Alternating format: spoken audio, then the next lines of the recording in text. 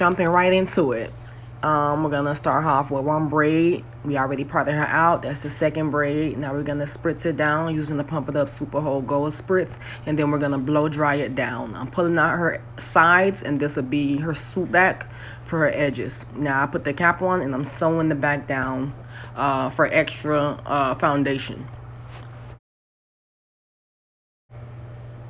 And now I'm spritzing down the cap to create a hard shell as a barrier between the tracks and the glue. And of course, I'm gonna blow dry that as well.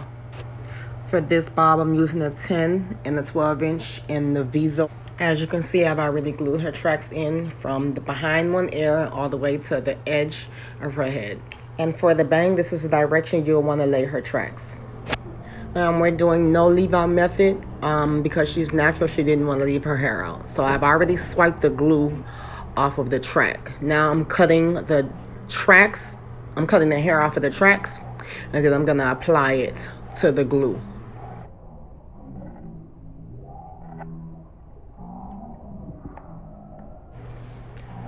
Now that the track is completely off, it's going to leave a line like that. Now I'm swiping the glue very lightly, barely, across the hairs that just came off the track.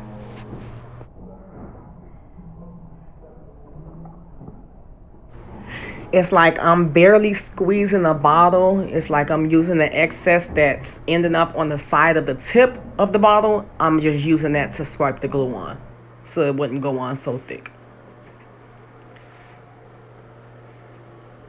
I'm going to try to figure out the best way I could put this. Okay, now I'm using the tip of the metal rat tail comb to swipe it on. And I'm patting that lightly, but as I'm patting it down, like it's merging into the glue that's already there. And I'm just doing this all the way down. I'm going to do that with every piece of hair. The whole line of hair that I have in my hand, I'm going to do that whole entire thing until I feel like it's merged all the way in. You can pretty much feel like when it's on completely. You just want to keep patting. Now I'm spritzing it down. This is how I seal it. I spritz it down and then I blow dry it. And as I'm blow drying it, I pat it down lightly, like very lightly. I pat it down.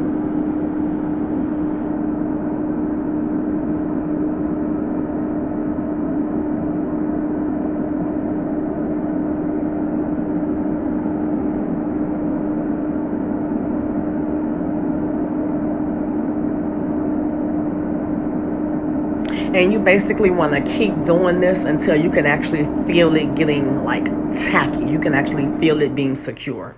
And for the other side, I'm just following the same exact steps that I did on the first side. Now, to completely seal the illusion part, I'm taking the edge of the flat iron and I'm pressing it down. I'm actually doing it quicker because this is in slow motion so that she wouldn't get burnt, but I'm actually like merging it in and tapping the flat iron down to seal it. Now I'm using a concealer, of course, to define the part. Yeah, you know, you got to define that part, baby. That's what get them. Very lightly, you know, tap, and like drag as you tap to make it a little, you know, more realistic. So now it's time to cut, honey. So I take the side, hold it, pull it down, make sure it's straight and strict, and I just go ahead and cut. I kind of cut to the eye. I got to figure out a better way to show y'all, like to speak on exactly what I'm doing. But hopefully you're a visual learner and you can actually see like what I'm doing. I'm just cutting the excess strands that's sticking out from the bottom so that I can make sure the cut is precise. And I'm doing the same thing with the back. The part that I already cut, I basically go off of that part already and then grab the next side and cut it and even it up with the first side that I had already cut. Now I am going diagonally down because, of course, one side is asymmetric. I don't know how to explain this, y'all. Like, I basically just cut off the eye. I think I can explain how I'm cutting the bang a little more better. But for this part, you could just watch. Look and learn. And keep going.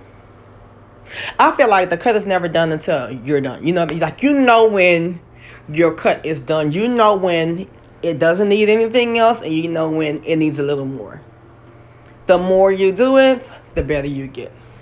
This comes with years of practice, honey. Now we gonna cut the bang. I'm gonna show y'all, okay? So although my layers look like it's going like from side to side, I separate my hair going up and down, like from the top of the hair going down to the ears, or I should say side of the face.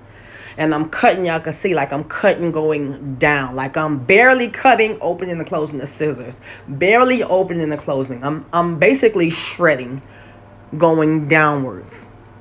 Next, I'm gonna get the next piece of hair. You'll see. That's how I part. Grab the top, go down her face, and separate the hair like that. This is how I do my layers, y'all. Y'all been asking for this, and I'm trying to explain the best way I can. And I'm shredding, going in a downward motion. I don't like short bangs, so I kind of hold the hair, hold my fingers to where I want the first layer to begin.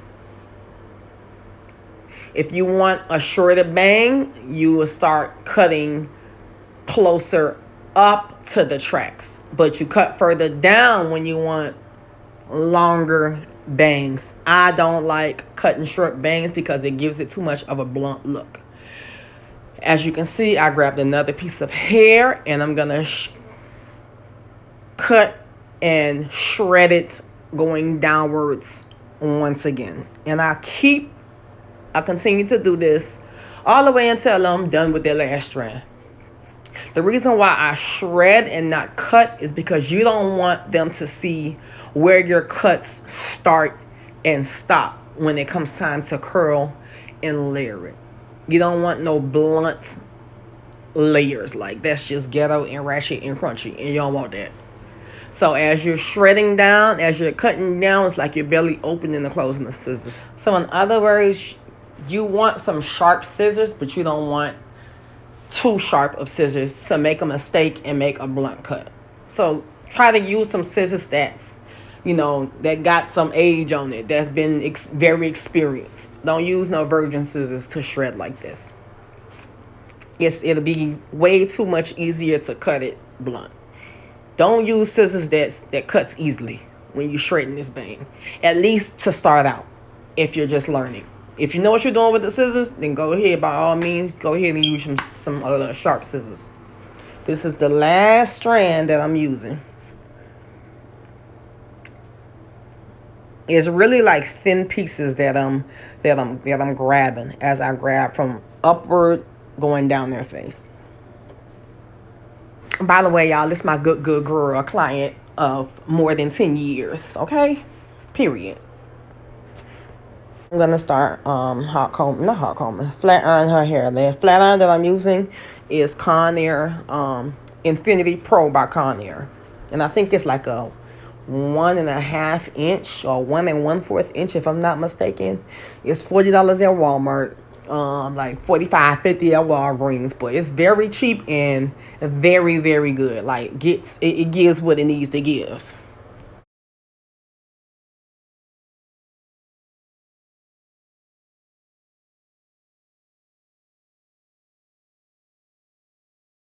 All right, now I'm gonna start curling the bang. As you can see, I'm on the opposite side from where I cut, and I'm pretty much reaching over from the opposite side to curl it. And I'm curling going like towards the back of her head.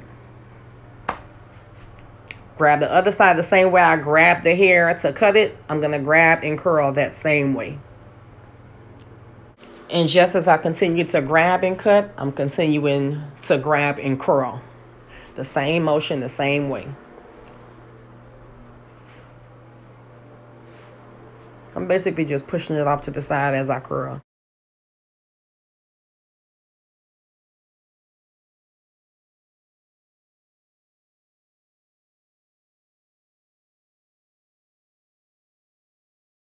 By the way, the flat iron is set to 350. I don't use no other temperature. I put it up to the highest. Next, what I'm gonna do is get the paper that the pack hair came in. I'm gonna put it there just to cover the part that I concealed, and I'm gonna spray. This also defines the part. Faithfully, I always use a wide tooth comb to comb my bangs back, to comb my layers, to comb anything layered. My Farrah Fawcett, everything that has layers, I use a wide tooth comb. Even for my pixie cuts, I comb with the wide tooth comb. It just defines the layers so much more. It separates them and like shows you the value of the cut in the layers. Y'all see it. And y'all can see how defined her part is.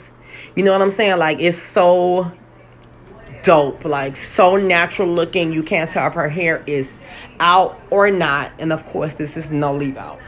And here we go, the ending results. Queen.